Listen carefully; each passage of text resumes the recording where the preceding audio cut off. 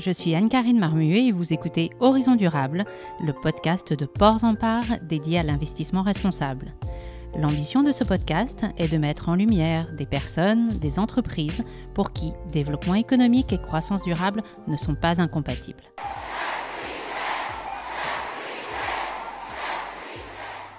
Ces interviews ne sont en aucun cas des recommandations d'investissement. Notre seul objectif est de partager des histoires inspirantes pour éveiller les consciences. Tu dois trouver dans tes rêves l'avenir pour lequel tu as envie de te battre. Parce que nous pouvons tous être acteurs du changement. Be the change you want to see in the world. Pour cette seconde saison, le projet devient collaboratif. Aussi, vous aurez le plaisir d'entendre de nouveaux hôtes. Je vous souhaite une très belle écoute. Savez-vous qu'il est très facile de donner du sens à son épargne ? C'est ce que nous allons voir aujourd'hui. Pour parler de finances solidaires, je reçois Yon Saleh, responsable de l'Observatoire de la finance à impact social au sein de l'association FAIR qui gère le label Finansol. Yon, bonjour. Bonjour. Depuis quand le concept de finance solidaire existe-t-il ? Alors certains font remonter le concept de finance solidaire au Moyen-Âge avec les monts-de-piété ou les crédits municipaux. Maintenant, le lien est quand même assez, et pas forcément évident à faire, même si nous, à notre niveau de notre réseau, en fait, on considère que la finance solidaire, elle apparaît en France au début des années 80. Elle s'inscrit en fait dans un mouvement de libéralisation du secteur financier, dans un contexte de montée rapide en fait du chômage. À l'époque, elle s'appuie sur un mouvement vraiment de citoyens qui souhaitent agir avec son épargne face au constat de l'existence d'un déficit de financement dont souffrent certaines organisations qui s'attaquent à divers problèmes sociaux comme l'insertion par activité économique, par exemple, l'accès à l'emploi, le relogement, l'accès au crédit social en France ou dans les pays en développement, et ce, malgré la preuve de leur efficacité. Et c'est un déficit de financement qui est d'ailleurs souvent renforcé par le statut de ces organisations, qui sont souvent des organisations de l'économie sociale et solidaire, donc des associations, des coopératives, des mutuelles, et qui revendiquent en fait leur utilité sociale dans leur statut. En fait. À l'époque, donc dans les années 80, on a plusieurs financeurs et entreprises solidaires qui ont déjà vu le jour, et rapidement, en fait, ils ont donné naissance aux premiers placements bancaires et financiers solidaires. Et ces initiatives, en fait, à l'époque, étaient évidemment rares, de taille modeste et très isolées. Et c'est ainsi que l'association Finansol, en fait, est fondée en 1995 afin de donner plus de moyens collectifs pour se faire connaître auprès des épargnants et dialoguer avec les pouvoirs publics.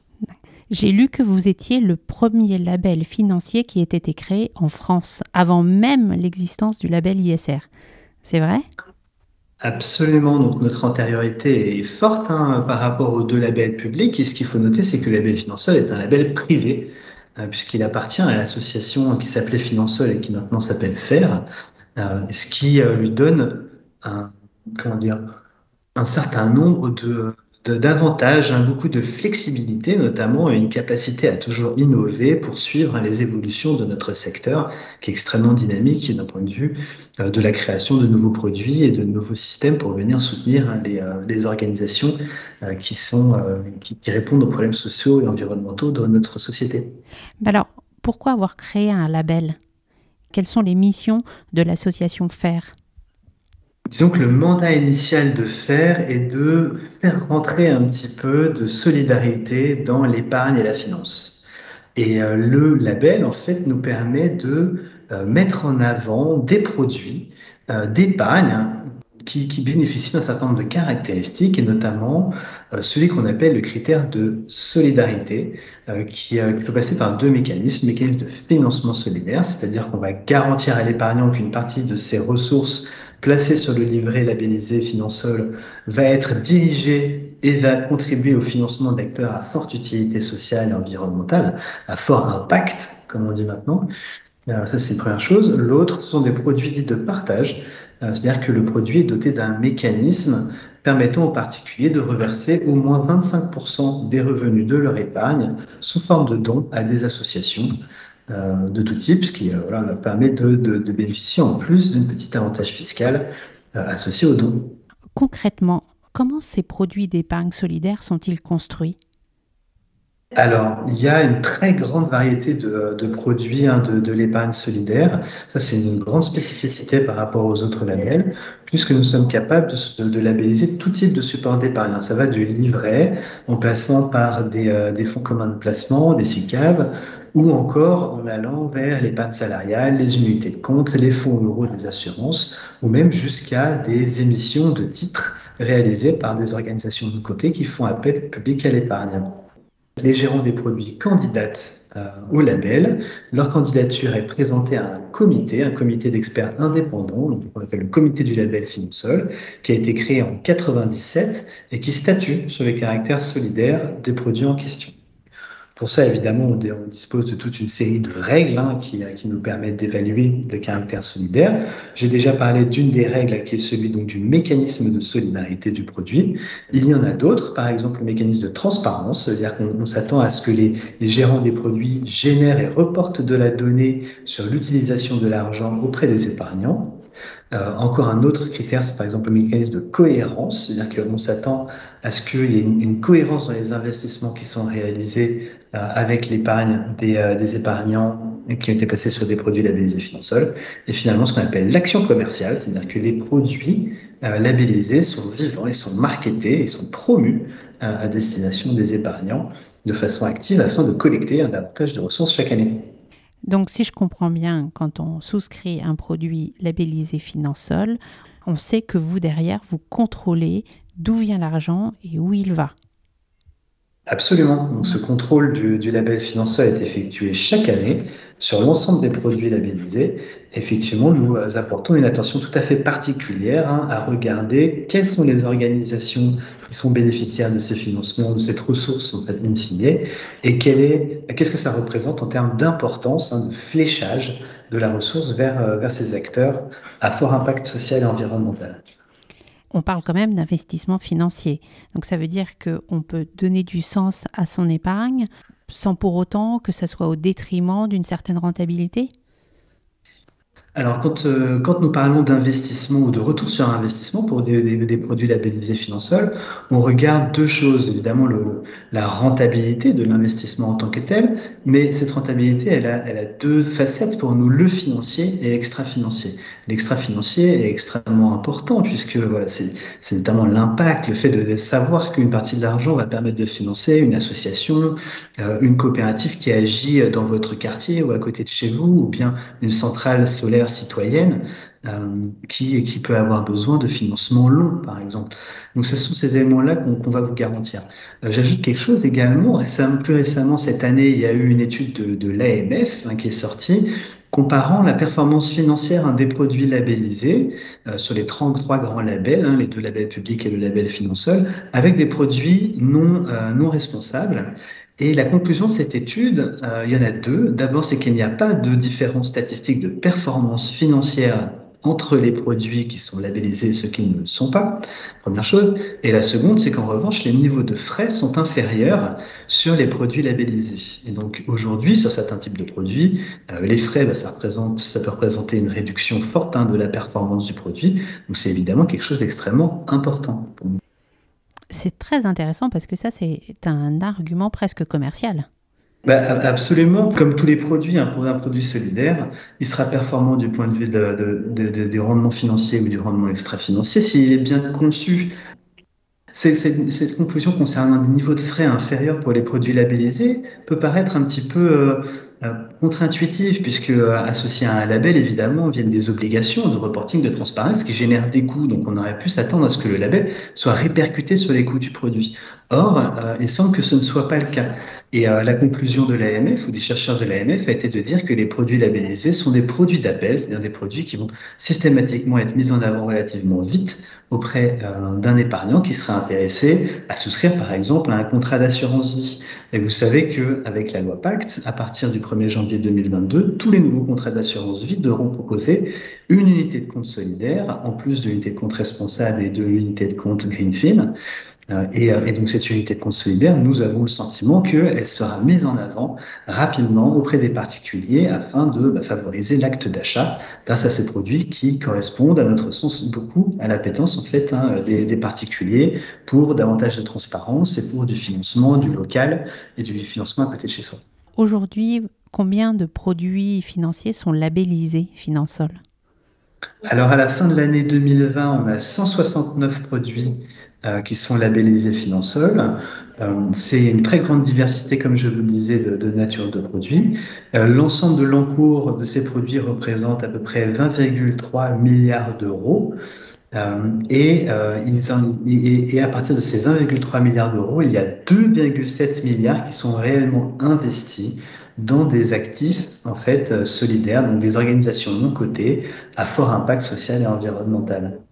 C'est une croissance très forte. Sur l'année dernière, on a une croissance de 5 milliards d'euros de la ressource, tirée notamment par l'épargne salariale, où les produits solidaires vivent une très grande dynamique. Et cette année, nous avons beaucoup d'espoir du côté des unités de compte solidaires et qu'elles viennent amplifier encore la dynamique de collecte de ressources. C'est très intéressant. Donc ça veut dire que moi, aujourd'hui, je suis un épargnant. Je n'ai pas uniquement besoin de me retourner vers ma banque. Je peux aussi regarder dans mon plan d'épargne entreprise si j'en ai un et faire des arbitrages vers une unité de compte solidaire. Mais je peux aussi maintenant le faire via un contrat d'assurance vie.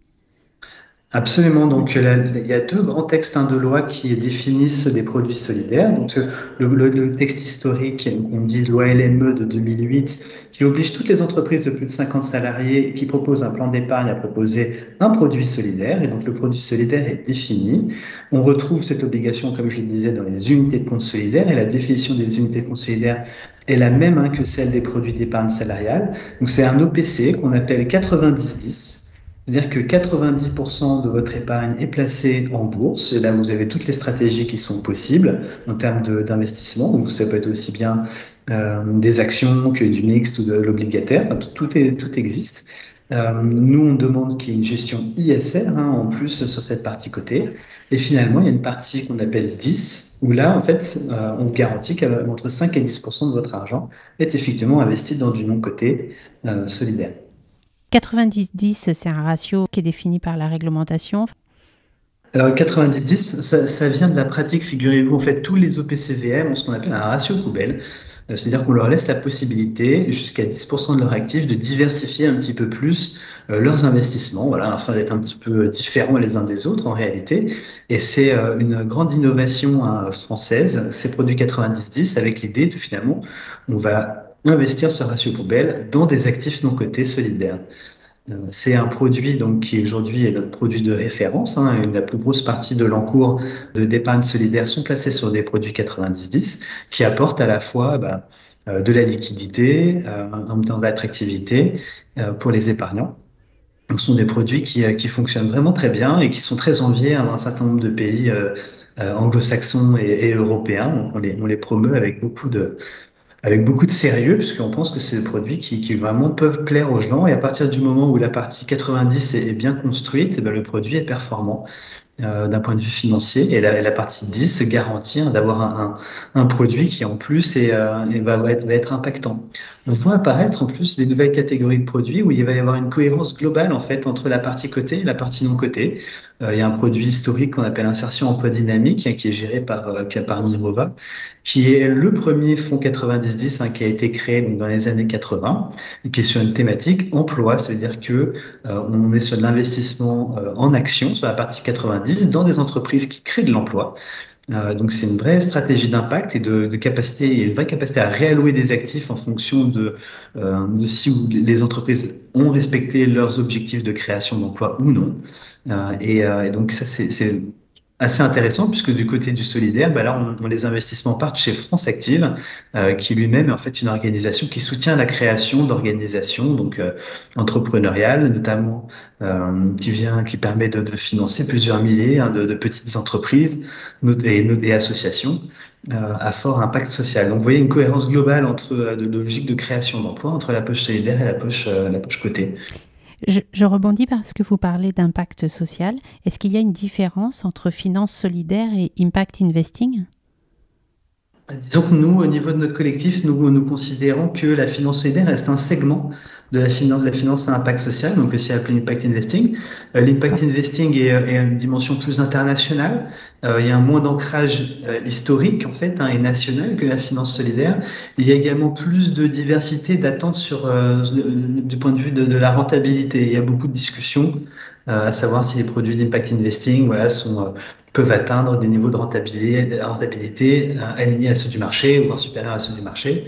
Là où en finance solidaire, quand même, il y a cette revendication de dire qu'on veut d'abord créer de l'impact à travers les investissements qu'on crée.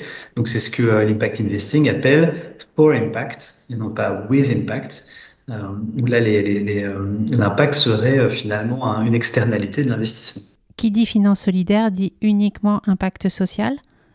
Évidemment, on entend social au sens large, dans le sens anglais de sociétal, alors qu'on va regarder aussi bien les aspects sociaux qu'environnementaux. Cependant, la question de la solidarité pour nous est prégnante. Ça veut dire que le fait que les bénéficiaires finaux soient des personnes vulnérables ou vivant dans des territoires en fait en perte de vitesse va être quelque chose qui sera toujours primordial. On ne peut pas nous qualifier de solidaire un prêt qui a été fait pour quelqu'un qui souhaite s'acheter une voiture électrique. Si cette personne-là n'est pas une personne qui, par ailleurs, aurait du mal à accéder aux prêts bancaires. Voilà. Vous avez évoqué quelques chiffres en parlant de 20 milliards d'épargne investie en finances solidaires. Ça représente combien de l'épargne financière des ménages en France, par exemple ?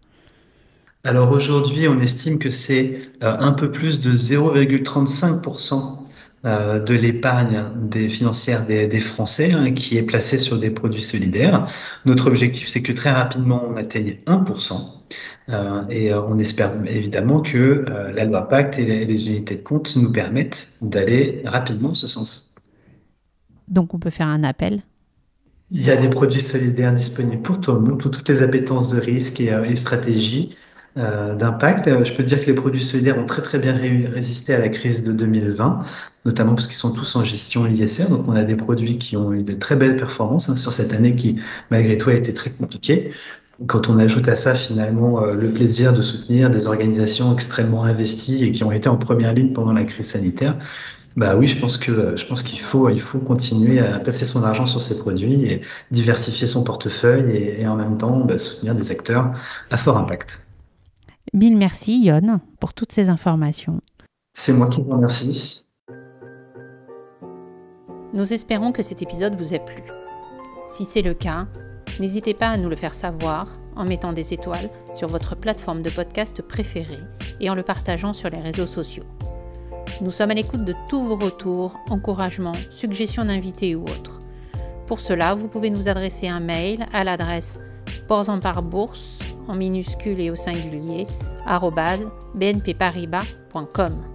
Vous avez aussi la possibilité de vous abonner à certaines de nos publications en nous adressant votre demande par mail à la même adresse. Merci pour votre soutien.